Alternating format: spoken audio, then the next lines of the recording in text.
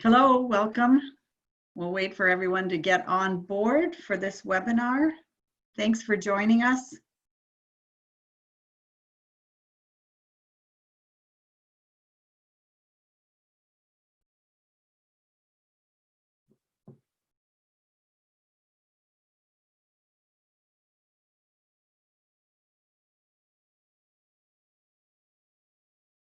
It's a beautiful day out today. It's nice to be able to enjoy the warmer weather.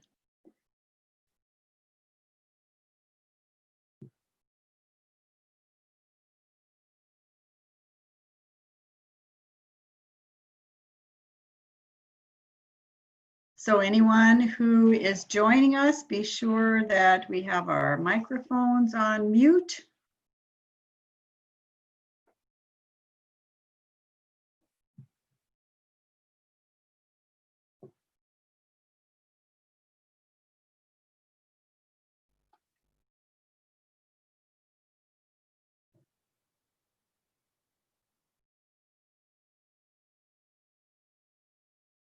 We're just going to give it one more minute and then we'll get started.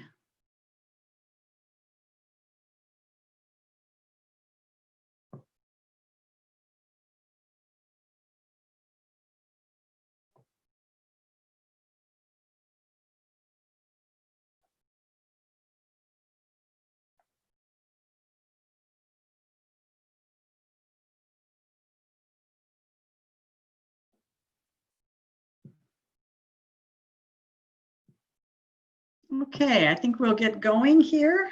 I'm Carol Turno, the Executive Director of the Central Minnesota Community Foundation. Thank you so much for joining us today. This is our Community Connections webinars. We've been doing them on a weekly basis, trying to find topics that we think are useful to our nonprofits. We know that there's been a lot of change for all of us in the last few months. So anything that we can do to bring information to you that we believe is helpful. And if you have some ideas of things that you'd like to see as well, be sure to let any of your executive directors know about that in your area, and we'll be meet together and try to figure out how we can provide that information to you. So just a couple of reminders. First, if you don't have your microphone on mute, please make sure that you do put it on mute. We have a question and answer tab on the bottom of your screen. If you have questions throughout the presentation, you can type in your questions there. At the end of the presentation, Sarah Carlson will bring forward those questions for Kate to be able to answer. And now I'd like to introduce Kathy Gracco. She's our Director of Community Programs. Kathy? Hello and welcome to the webinar today. I am honored to introduce today's presenter, Kate Barr. I've known Kate for many years, and I also know she's become a good friend to many in the sector with her compassion to serve and expertise to share. Kate Barr is the president and CEO of Propel Nonprofits, a Minneapolis-based nonprofit whose mission is to fuel and impact the effectiveness of nonprofits with guidance, expertise, and capital. Kate leads Propel's team in developing and implementing innovative financing and programming, and works with nonprofits and their board of directors to direct organizational planning and growth. She frequently presents workshops and presentations on nonprofit strategy, finance, and governance, and is a sector-level leader with articles, blogs, and policy papers. Please welcome Kate. Kate, I'll turn it over to you, and thank you so much for joining us. Thanks, Kathy, and thanks everyone. It's nice to see you. And I'm going to do a share screen so that you can see these slides. So I'm delighted to be here and to be able to talk to the nonprofits and community leaders who are on the webinar with us today to talk about something that I know that you're all thinking about a lot, which is how to kind of, particularly on the financial side of your organization, is how to be adaptive and resilient as much as you can, while also providing as much direction and clarity for yourself and the people who you work with and the volunteers and the board of directors that you can. I know that we're all always interested in that idea of sustainability, and I think that what we even mean by that is being redefined a little bit in this pandemic and economic impact of it. So what we're going to talk about today is essentially financial planning when so much is uncertain. You know, we're in this time of so much uncertainty, so many different impacts, that we really have to learn some new skills and some new tools. So that's what I'm going to share with you here today. As Kathy said, I am the director of Propel Nonprofits. So just a second, I'm trying to get my slide doesn't seem to want to advance. Just a second. There we go. So Propel Nonprofits, based in Minneapolis, we serve nonprofits all over the state of Minnesota, really to work on your finances, your strategies, and strategic direction, and your board governance. And we do that through consulting and training, and we have a loan fund. But one of the things I'm going to really highlight today is our very robust and rich resource library on our website at propelnonprofits.org. I'm going to show you a specific tool that we created just in the last month to really help with this financial planning. But I encourage you to look at the resource library for all of the different resources that we have that are, I think, helpful for right now. So what we're going to talk about today is essentially this idea of adaptive and continually changing financial planning. And I can start with just this one question that I think that probably rings in a lot of your minds pretty often, which is what if? You know, what if, fill in the blank, and I know that you can all fill in the blank a lot, but what if something happens and what would we do? So the tool that I'm going to really talk about for you is what's called scenario planning. You could also call it multiple forecasting, contingency planning, but the whole process of scenario planning is the idea that there are multiple different directions that things could go, because the what if, depending on what the answer to that is, we're going to go down a different path. And the scenario planning process creates a framework for turning those what if questions to bringing some order and some kind of framework to really working through the what if questions, to explore them, to investigate them, to take some actions. Essentially, scenario planning is designed to turn what if into here's what we will do if. So to stop just spinning in your mind and actually having a path to go, but knowing because of the level of uncertainty that we really are going to have multiple paths that we're prepared to walk down, depending on what it is. But it's also helpful to think about what scenario planning is not. And what it's not is often a fully developed budget. I know that you all probably do some sort of budgeting process every year where you put a budget together, that you really explore every single question, every single revenue, every single expense. Scenario planning tends to be at a bit of a higher level to start with, and then we might dive in more deeply. It's also not a strategic plan. There certainly are strategic questions that come up in scenario planning, because you need to decide how to proceed down those paths. It's also not a benchmark for success. Sometimes when we do multiple versions, for example, of a budget or something, we talk about things being like the best case and the worst case and the probable case scenario.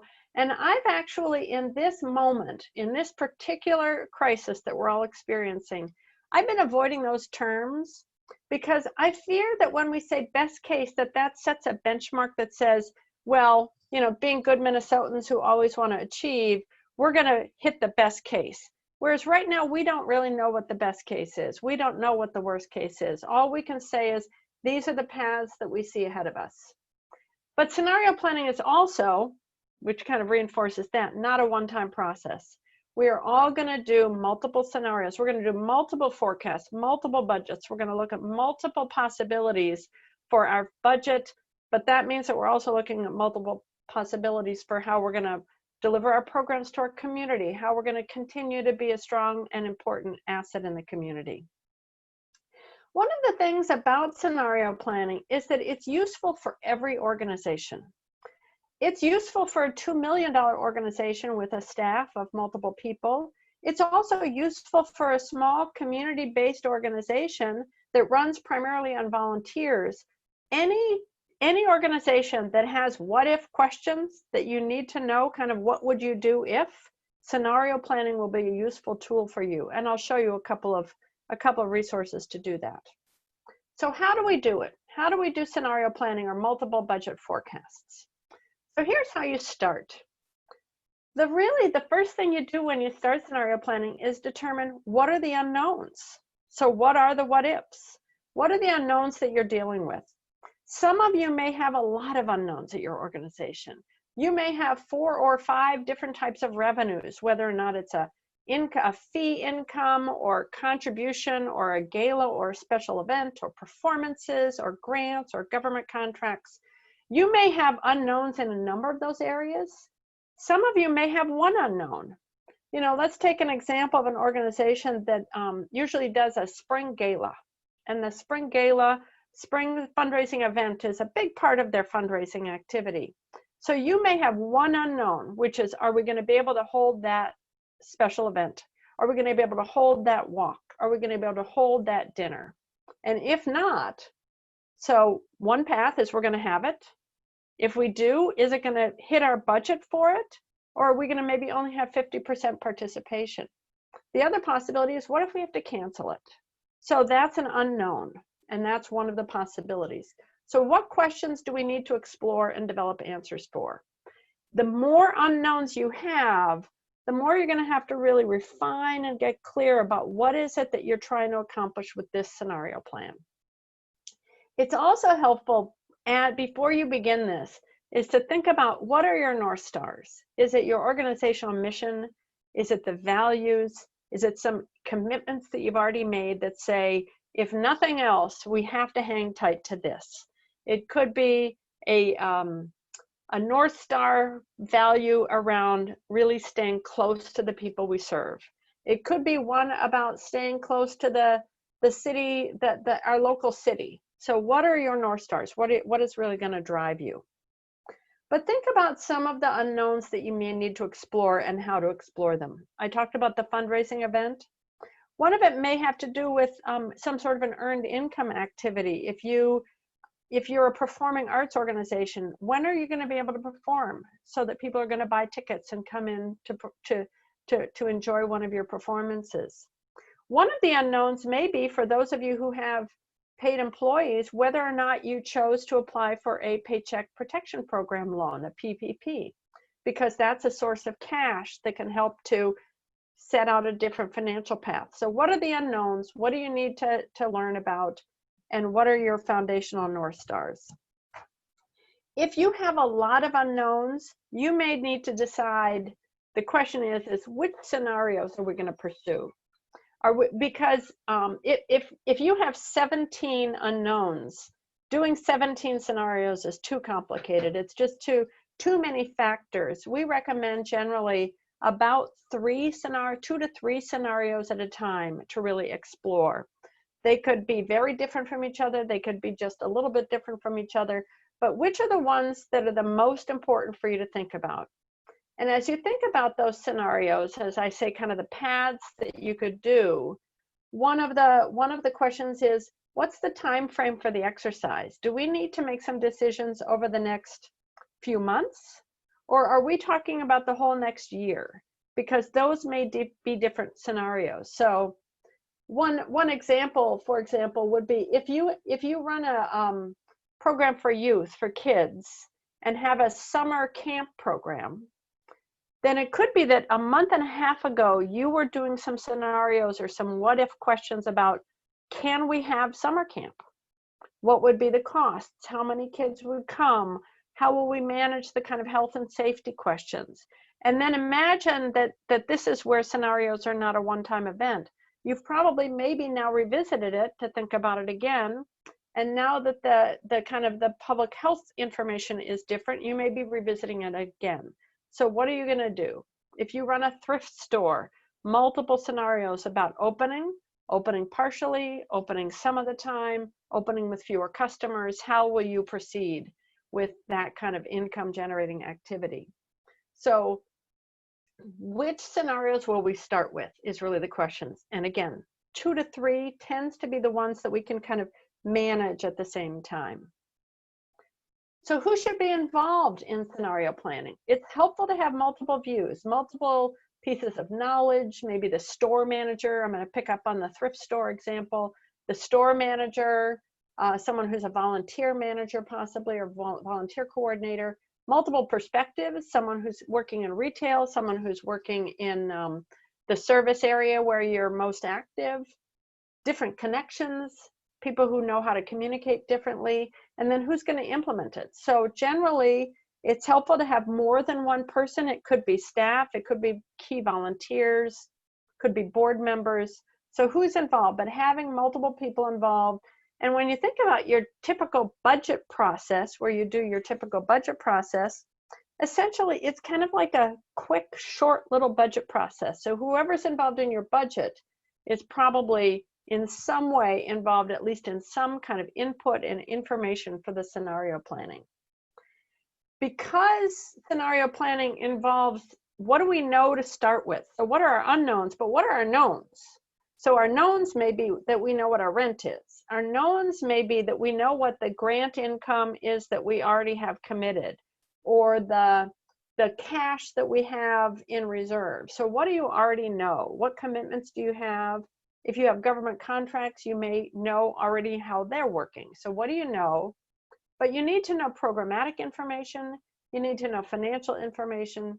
You need to know about fundraising and some operational information about how your organization works. So what do we already know? And then what do we absolutely have to learn about? And how are we going to learn that? So if one of the questions, for example, is whether or not our special event is going to happen in August, we might do some research with other organizations that did special events in April and May, or do some reading about special events that have been done virtually, and how have they been successful? Have they raised as much money or some of the money? So what can we learn about, so that we can do some pretty good what if types of questions? And again, one of the really important questions is, what's the timeline for your scenario? Are we trying to make some short-term decisions, mostly about whether or not it's time to, back to that special event, if we have a contract with a venue to have an event in August, when do we need to cancel? When do we need to make a decision? Do we have some short decisions to make because we don't have any cash reserves, and we actually have some pretty urgent cash questions to ask? So what's our time frame? Or are we really trying to think out a year, a full year? And then we're going to have to just kind of explore some different questions about it based on the time frame and the urgency of the questions. So let me just take a pause and talk about the scenarios themselves. So if you're going to use this scenario planning or contingency planning approach, here's really kind of the list of what you need to do. Start with the story. You don't start with the numbers, you start with the story. The story might be, we're going to have summer camp, but it's going to be virtual. Or we're going to have summer camp, it's going to be in person, but we're not going to start it until mid-July. And the third might be, we're going to cancel summer camp. So what are the stories? And then gather the information you know about costs and revenue and cash and staff and volunteers and commitments. Do some numbers. Now it's time to do the numbers, estimates and probabilities, and what do we think is going to happen. Consider not only the financial aspects, but also the programmatic, the organizational, how is it going to affect. Often these things have ripple effects throughout an organization. And then identify what approaches we want to take. And by approaches, I mean things like, do we want to be really, really conservative in our estimates? Or do we want to think that actually things are going to be fairly, as long as we're doing the activity, we're likely to have the same number of participants and the same kind of revenue that we've had in the past? So what's kind of the approach that you're going to do? When are we going to make decisions? Who's going to be involved in making decisions? So let me share with you, this is just a screenshot, again, from our resource library that I mentioned earlier, of our scenario budget planning template. This is a new tool that we refined and developed this spring, earlier in April, to really help guide you through scenario planning. It's some worksheets, it's some questions, it's an example.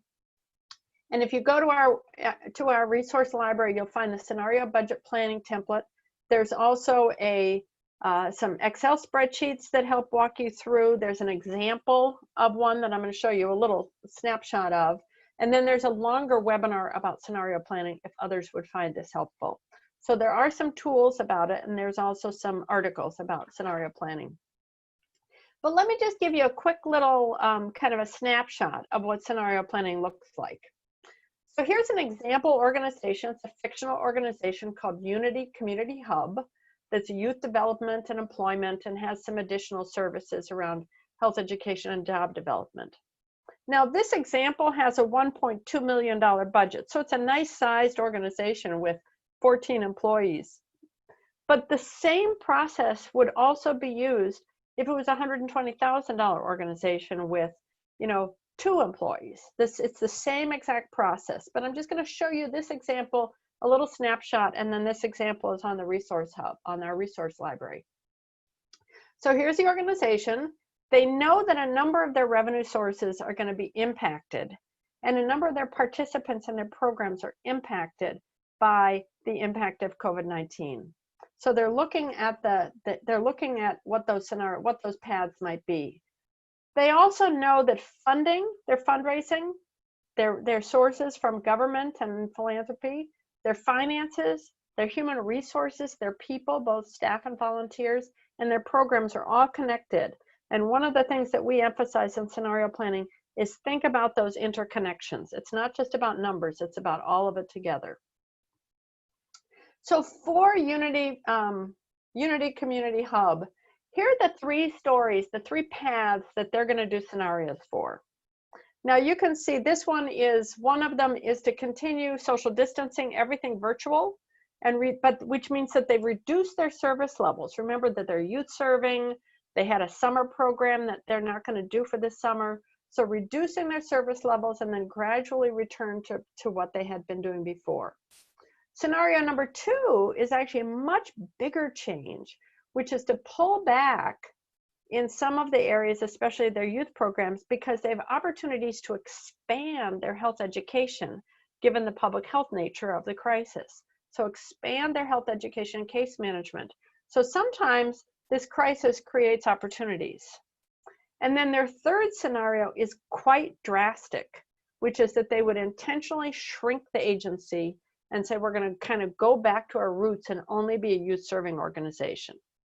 So I'm giving you these 3 scenarios that are quite different from each other. It's possible that for your organization, your scenarios are much more nuanced from each other. It could be that scenario number 1 is that we're going to have a 75% of the revenue from our special event. Scenario number 2 is that we're going to have 50%, and you only need to pursue 2 scenarios. So scenarios can be as big and complex or as clear and straightforward as you need them to be to answer your unknown questions.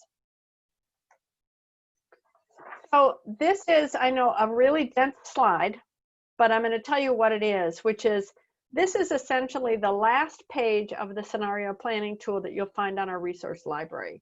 And what it is that, remember, the scenario 1, which was to operate virtually until September and then ramp back up. In scenario number 1, they're predicting that their revenue is going to go down by 25% from their various sources of revenue. And then they've already gone through and said, so here are the expense changes we're going to need to make. And the expense changes involve some staff reductions, some furloughs, some reductions in direct program expenses. All of this is in the example that's on the website. Scenario number 2, which is where they're going to pull back on one program but expand another, has less reduction in income, less reduction in expense. And again, one of the things that we think is important in the scenario planning tool is that it not only talks about the finances, but also programmatic impact and organizational impact. So in scenario 2, for example, if you can read the slide, the programmatic impact is that we're going to expand our focus in health education, but it's going to have a real impact on our youth program because we're going to pull back. We're going to serve less youth. We're going to reduce the program offerings there. And the organizational impact, again, if you stay in that scenario 2, is because of some of the expense reductions that got built in here, some of the program staff are going to really have bigger workloads, and it's going to be stressful and it's going to be difficult. So these all, excuse me, got a dry throat here. So these are all, again, quite dramatic and quite different from each other. Sometimes scenarios are much closer to the other and is just trying to say 25%, 50%, 75%, something like that. But I just wanted to show you, this is what this scenario tool looks like. But the tool itself goes through all of the revenue for scenario 1, all of the expenses for scenario 1, same thing for scenario 2, same thing for scenario 3. And it really helps you walk through. Again, it creates a framework and a process for thinking through your uncertainties, your unknowns, and those what-if questions. For a lot of organizations, the scenario planning may be a more complex. This may be more than what you need to do. You may need to really think much more specifically about a few questions that have to do with finances. And I know from having years of experience that one of the places that often shows up is just in cash flow. One of the most critical financial management tools that we all have is managing how much cash we have and whether we can pay things when they're due. So another area that we have a lot of resources on our website is cash flow management and cash flow projections. And the key really to cash flow is planning it so that you can anticipate, preparing if there might be a potential problem, preparing so that you can respond and actually take action to really avoid a problem, and then to understand what happened so that then you can go back and plan, prepare, respond, and understand again. So by planning, I mean doing cash flow projections, doing cash budgeting that says, here's how much cash we have, here's what's going to come in this month, here's what's going to go out this month, and then carrying it forward month by month and looking to see what's going to happen this month, what's going to happen next month, what do we think is going to happen. So creating that projection, and again, we have resources on our website. The second is preparing, which is anticipating cash shortfalls. If you didn't do cash flow projections, you may all of a sudden discover in July that you're out of cash, or right when you're about to pay your rent, you don't have enough to make the payment. So the preparing part of cash flow management is to be able to forecast ahead, see what might be happening, and plan for and use some appropriate strategies to avoid the problem. And the longer you have to anticipate it, the more choices you have to avoid the problem. The third is really responding, which is to really continually monitor. Again, this is a forecast. So we may think that that grant is going to come in June, but really it comes in July. Or we may think that that earned income is going to happen in August, but really it happens in September. And so to continually monitor, pay attention, and see what we can do differently. And then to understand that the cash flow and the budget are not exactly always the same just because of timing. Cash flow is all about timing. And really think about cash flow as part of the organizational management all the time. So how do you start to really embed cash flow in your ongoing operations and ongoing management? So I'm going to show you an example, an even denser slide, but this is a kind of a snapshot of a cash flow projection. So you can see this is for a year that starts in July, a fiscal year that starts in July for nonprofits that have that year. And you can see that in this case, the organization says that they're starting the year with about $36,000 in cash. And then they just go through and say, when do we think these revenues when do we think the cash is going to come in from these sources? When do we think our expenses are going to go out, that we're actually going to pay the bills? And then at the end of the month of July, for example, here you can see they have $19,000 in cash. So they reduce their cash in July. But then as they go forward, the cash goes up and down depending on when they're getting revenue and when they're paying out expenses. So this is the preparing part.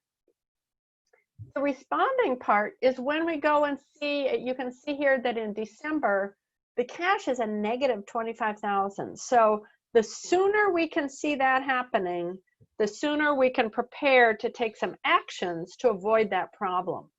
So if you see this negative of 25,000 in December, the question is what might we be able to do?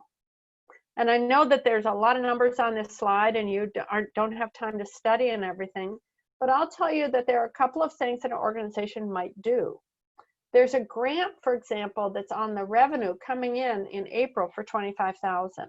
One question might be, is that from a longtime funder where we have a good relationship and we could talk to them and say, is there any way to accelerate that payment? We might also have some expenses that we could defer. There's an expense here in November where it says they're going to buy a vehicle. They're going to buy a van for $20,000. Could we delay that to January? Or could we finance that so that we don't have the cash going out? So again, anticipating it gives you more options for what you might want to do.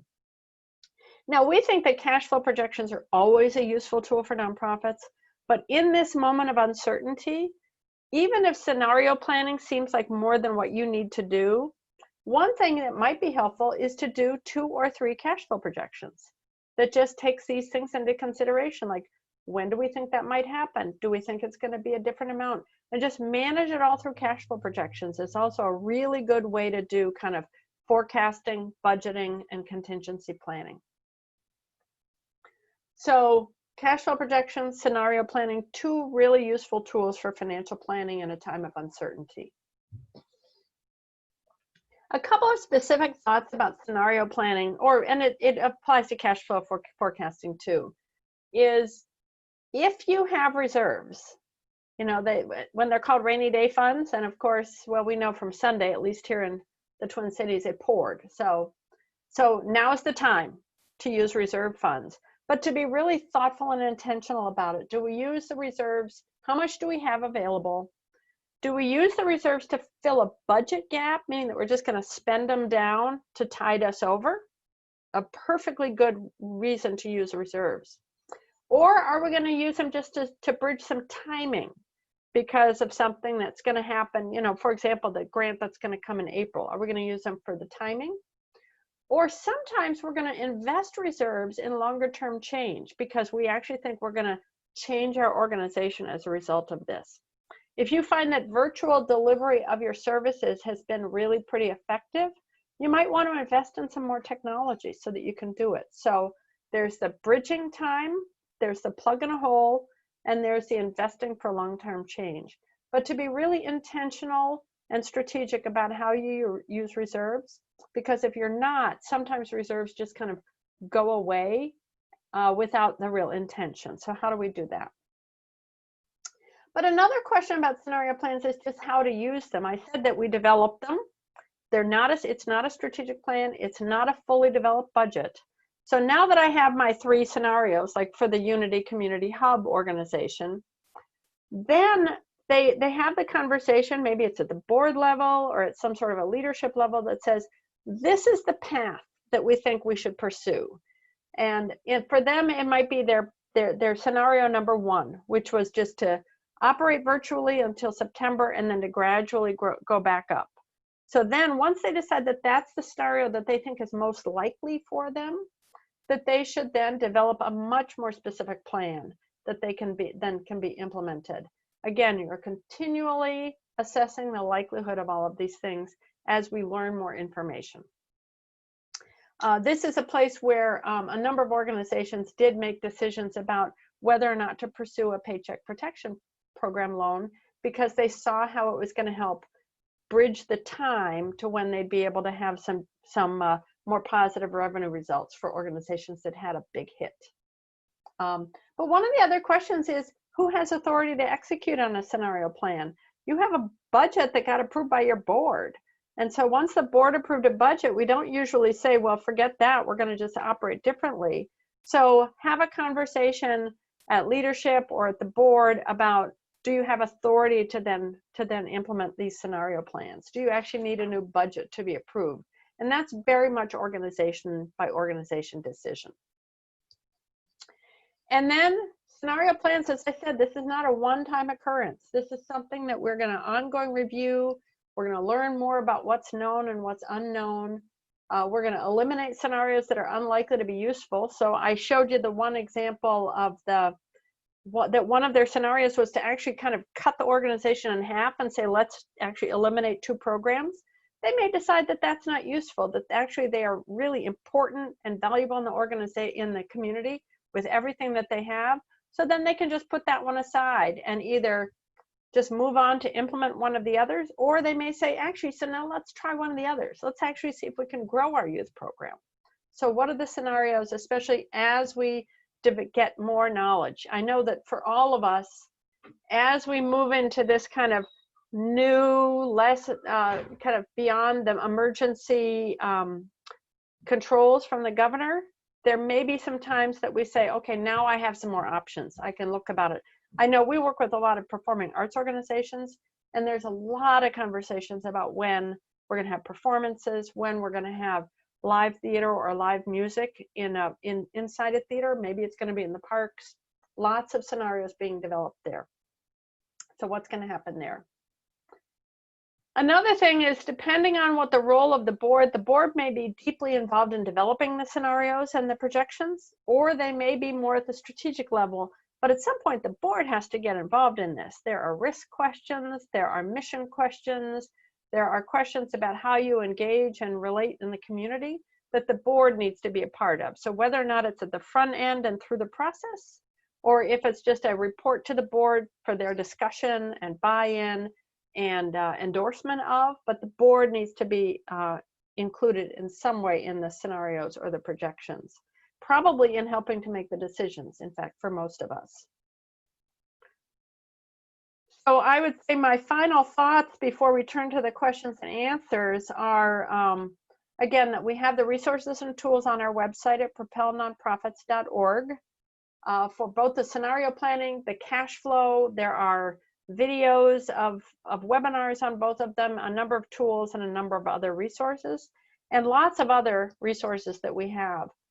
The other thing I can offer you is that the staff at Propel Nonprofits is also available just to talk this through with you. So you are welcome to email or call us, and somebody will connect with you and can either walk through how this applies to you, help you to look at some possibilities and kind of try some scenarios or try some cash flow projections, and just to kind of help you think it through, or with you and your board, or however you want to kind of process through.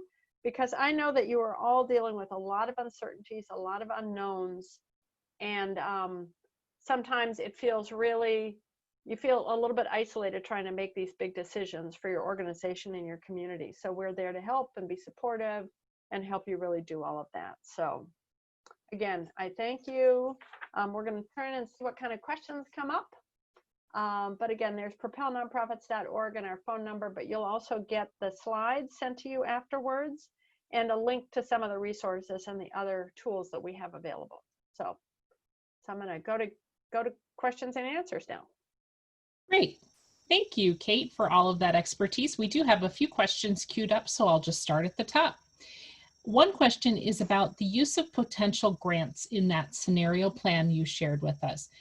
Would it be helpful, in your opinion, to include them in one scenario and then forecast an alternate scenario where they aren't included? Yeah, that's actually a great example for the kind of scenario. One scenario might be with successful new grants, and another one might be with only what we already know. That's a great way to do it. Great. I know that you mentioned that there are a number of tools that are available through Propel. Could you share a little bit about availabilities of specialized TA, like to accountants or others that might be available to our area nonprofits? Yeah, our team, so we have a staff of 29 people who have expertise in technical accounting, in financial management and strategy, in board governance, and we are all fully available for one-on-one technical assistance, for conversations, for if you could stand one more Zoom call, we're happy to do that, or for email. So please just let us know. And those tools that are on your website, are those free to nonprofits? They are all free. They are all free. It's all just there. All right, excellent. One other question that we have certainly heard from some of our grantees here at the Community Giving family of foundations is around how do you plan for disasters in your scenario? And if we had all been thinking disaster planning 6 months ago, this would have been an easier transition for us. Yep. So what insights could you share for us about learning from this moment in time in our forecasting and scenario planning, Kate? I would say the number of conversations that we've had in the last 3 months about business continuity planning, which is kind of the formal way that you do kind of what will you do if, is probably 700% what we ever talked about before. I mean, really what we're all learning on the fly is business continuity planning. And so think about what we can learn from this is, first of all, the value of this is actually what scenario planning is. It's saying, well, what if this happens? What if this happens? What if this happens? But think about if then we use these new skills all the time and just continually are prepared for that kind of business continuity about what we will do, how we will do it, which is one of the reasons why we think it's important to think about not only the budget and finance, but program, human resources, volunteers, operations, staffing, board. Think about all of it together, because essentially business continuity planning is thinking about how all of those things work together. Thank you. One other resource that I would want to share from our Community Giving family is for the Center for Disaster Philanthropy, also known as CDP. And they do have a disaster playbook that is available to the broad community. And it helps you do exactly what Kate is talking about, some of that scenario, continuous operations planning that would assist you. We certainly went through it at Community Giving a couple of years ago and found it very helpful for us to be more successful in the pivot to remote deployment and making sure that we had some I's dotted and T's crossed that we wouldn't have thought of beforehand. So you can certainly grab that disaster playbook and run it for your organization. You might find it very helpful for who do you need to be connected to in a community at the time that you are trying to deploy your resources differently. All right, Kate, anything else that you would want to wrap up with, or otherwise we'll move to the last part? No, it's been a pleasure to be here, and I hope that Propel can be useful to many of you. Well, thank you, Kate. Again, on behalf of the Community Giving family, we are grateful for your expertise today. And as Kate mentioned, everything will be shared with you electronically. So you will have the slides and you will have the means to contact Kate and her team directly for some follow-up. I'm Sarah Carlson. I'm the Executive Director of our Wilmer Area Community Foundation affiliate. And we are very pleased to be able to offer these Community Connection webinars for you. By means of wrapping up, I want to remind you all, or educate you if you're new here, that each of our community foundations inside our network does have a response fund up and operating in our respective geographies. You can learn more about that at communitygiving.org, and you'll see our COVID-19 address there at the bottom of that slide. That will give you a wealth of information, not only about how to contribute to the fund, but how to access the grant making in the fund and all of the archived webinars that we have been using. So you'll be able to see all of that inside that space. Each of our funds is conducting weekly reviews. We have slimmed up and abbreviated our application process for you so that we can put a priority on local impact. In all of our funds, we are specifically interested in direct service and essential needs, basic services in the first part. So things around food security, housing support, marginalized communities, mental health, domestic violence. These are the kinds of things that we have been funding by and large in the first wave. And we will be starting to think as teams about when our communities are pivoting towards that recovery phase, how can we provide general operating support to core nonprofits that are essential to the well-being of each of our communities. If you ever have questions about how to access your fund in your local communities, Feel free to reach out to one of us as the executive directors of our respective communities. And if you are from a community here on our webinar that does not have an executive director connected to it at the moment, just know that there is no wrong door. Any one of us would be happy to connect you to the community that you need or the information that you need. We are definitely here to help. We may be remotely deployed, but we are still your community foundation, working hard to support our communities. All right, I think that wraps up our pieces on these kinds of things. We can also see the Idea Center there, and I will turn it back over to my colleague Carol for final comments. Great. Thank you so much, Sarah. And thank you, Kate. It's very interesting hearing what Propel can offer. And I know that there are a lot of us that can use that time to develop these scenarios in this time. We want to thank you all for joining us today again. Next week, our session is going to be on leadership and well-being. We know that a lot of the leaders of organizations are even more busy than we were before as we try to navigate all of this change. So we want to spend a little bit of time learning some techniques that will help leadership in these troubling times. Also, if you have any feedback about this presentation or any of the others, again, thoughts on new presentations, please reach out to any of the executive directors or Steve Jewell and share your ideas with us, share your thoughts. We had posted up on top or a couple of slides back about the Idea Center. That's a great place for you to share if there are things that you have learned that you believe will be helpful to other nonprofits. There's a space for you to utilize and us to share out then. So thank you so much. We look forward to seeing you next week.